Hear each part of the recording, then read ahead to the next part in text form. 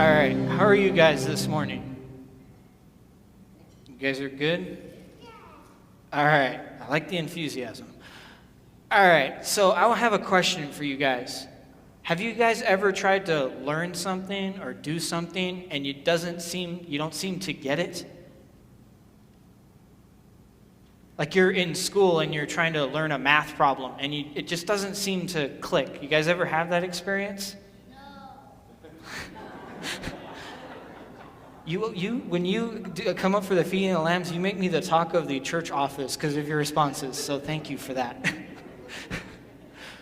Well, when I was a student in seminary, I had to learn Hebrew, and if you guys have never seen it, it is a different kind of language, and it didn't seem to click, and I'll tell you now, I don't seem to still get it. I know enough that they let me graduate and be a pastor, so I'm grateful for that.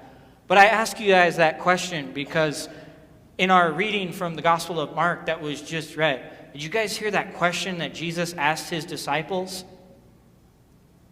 What was the question? What did he ask them? He asked them, "Who do you say that I am?" Okay, that's who I am, but that's not who. Jesus asked them that question. But remember, Jesus is the Son of God. He knows everything. He knows what the disciples are thinking, so he doesn't have to ask them that question. But Jesus is trying to throw a lifeline to the disciples, because up until this point, the disciples, they don't get who Jesus is. It's gone, for a lack of better terms, like right over their heads, who Jesus is. And so he throws them this lifeline, and he asks them the question of, "Who do you say that I am?" So I'm going to ask you guys the same question. Who do you say Jesus is? You don't have to answer that now, because I'm going to ask that same question to the congregation.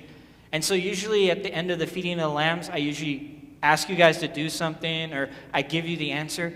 Today, I want you guys to do something for me. I want you to listen to my sermon.